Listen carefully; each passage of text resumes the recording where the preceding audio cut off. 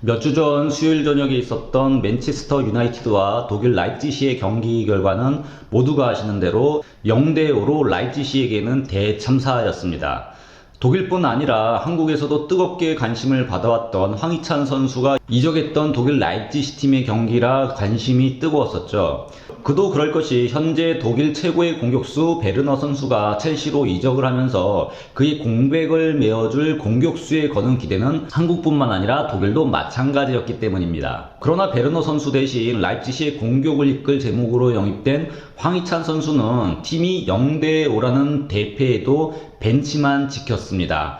이를 두고 전세계 축구 팬들에게 축구 소식과 이적 시장의 정보를 제공하는 90분이라는 플랫폼에서 황희찬 선수에 대한 냉정한 평가와 그의 앞날을 조심스럽게 예견하기 시작했는데요. 우리나라 언론은 아직 황희찬 선수에 대한 평을 자세히 분석하고 있지는 않습니다. 단지 시간이 필요하다는 식의 기사 내용만 전하고 있죠. 그러나 현지 적응만 하면 되는, 시간만 기다리면 되는 그런 상황은 아닌 듯 합니다. 현지 분위기는 황희찬 선수의 앞날에 혹한 시련이 놓여있을 것이라고 말하고 있죠.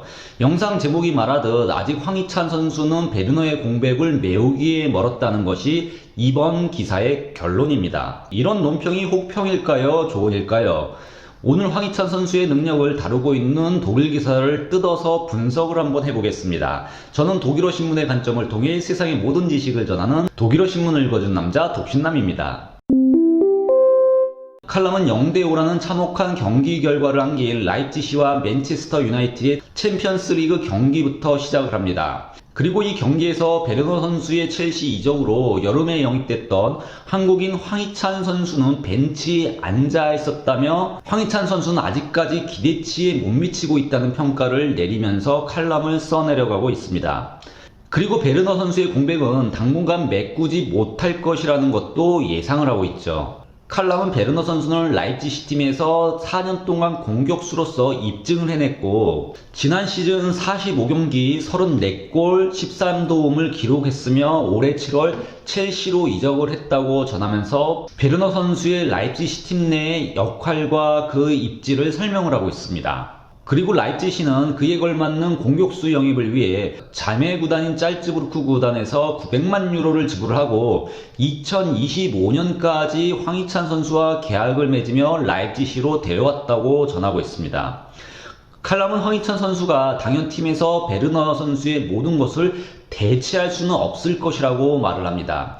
그러나 분명 라이프치히에서 황희찬 선수가 이제까지 보여주었던 경기력보다 더 많은 것을 기대했던 것은 사실이라는 지적을 서슴없이 하고 있습니다. 더 직설적이고 간단히 얘기하면 생각했던 것보다 못한다는 말을 지금 에둘러서 이렇게 표현을 하고 있는 거죠. 칼럼은 새로 영입된 선수들이 나의 경기 철학을 체화시키기에는 시간이 더 필요하다는 니겔스만 감독의 인터뷰 내용을 전하면서 황희찬 선수가 아직 니겔스만의 경기 전략을 이해하지 못하고 있다는 것을 지적하고 있습니다. 우리 언론은 이 부분만 강조하며 보도를 했었죠. 영입된 선수가 팀에 녹아나기 위해 시간이 필요한 정도, 그 수준만 보도를 하고 있습니다. 정말 수박 겉핥기식의 보도죠. 그러나 니겔스만 감독의 여러 인터뷰 내용을 종합해보면 조금 다르게 해석이 됩니다. 칼럼은 독일 축구 전문 매체인 키커즈와 니겔스만 감독이 인터뷰했던 내용을 인용 보도하고 있는데요. 무엇보다 선수들에게 요구되는 것은 아주 복합적인 것이다라는 내용의 감독의 말을 전하면서 이 말은 황희찬 선수에게 해당이 된다라고 적고 있습니다. 그러니까 새로 영입된 황희찬 선수가 시간이 필요한데 그 이유가 선수들에게 요구되는 전술의 복합성을 이해를 못하기 때문에 알아가는 데 시간이 필요하다는 뜻이죠. 즉 칼럼은 이렇게 황희찬 선수가 아직 감독의 전술과 축구 철학을 이해하지 못하고 있다는 근거를 다른 매체의 기사 내용을 통해 그 근거를 들고 있는 겁니다. 그 복합성이라는 것이 그럼 니겔스만 감독에게는 무엇일까요? 칼럼은 니겔스만 감독의 말을 인용하며 다음과 같이 설명을 하는데요. 니겔스만 감독은 인터뷰에서 누가 언제 어떤 기본 포메이션에서 공격을 할 건지, 어디서 우리가 기본 포메이션을 끌고 갈 것인지, 어느 지점에서 공을 획득해야 할 것인지, 어느 순간이 경기에서 체인징 되는 그 순간인지 이해에 관한 것이라고 말합니다. 그러니까 경기 내용을 읽고 경기에서 감독의 전술을 녹여내는 능력이 아직 불충분하다는 얘기를 하고 있는 거죠. 황희찬 선수가 경기 내용을 읽어내는 것이 부족한 것인지 아니면 경기에서 감독의 요구를 구현하는 능력이 부족한 것인지는 우리가 인터뷰 내용으로만은 알 수는 없습니다. 어쨌든 지금 니겔스만 감독에게는 이 두 가지 요소가 선수를 경기에 내보내는데 필수 조건인 것이죠. 축구 팬들이라면 아시겠지만 니겔스만 감독은 독일 최연소 감독입니다. 지금 현재 나이 33살이죠. 기억하시겠지만 16강전에서는 모리뉴 감독의 토트넘을 꺾으면서 챔피언스리그 토너먼트 최연소 승리 감독이 되었었습니다. 29세의 최연소 분데스리가 감독이 된 지 4년 후에 벌어진 일입니다.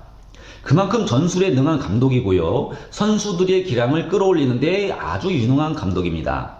더욱이 다양한 전술을 구사하는 감독으로 꽤나 유명하죠. 3백과 4백을 유연하게 구사하기 때문에 선수들도 경기의 흐름을 읽는데 매우 뛰어나야 합니다. 유기적인 공격 전술, 이게 바로 니겔스만 감독의 최대 무기입니다. 바로 니겔스만 감독이 얘기하는 복합성이란 이런 유기적인 전술을 구현할 수 있는 능력, 그 능력을 가리키는 것이죠. 그리고 칼럼은 황희찬 선수는 아직 니겔스만 감독의 유기적 전술을 구현해낼 만큼 필드에서 그 복합성을 담아낼 테크닉을 갖추지 못했다고 말을 하고 있는 겁니다. 칼럼은 니겔스만 감독은 트레이닝과 발전이라는 이 두 개념이 재능에 들어있다고 전하며 기다려야 한다는 그의 말도 함께 전하고 있습니다. 그리고 황희찬 선수는 의심할 여지 없이 재능이 있는 선수라고 칼럼은 말을 합니다.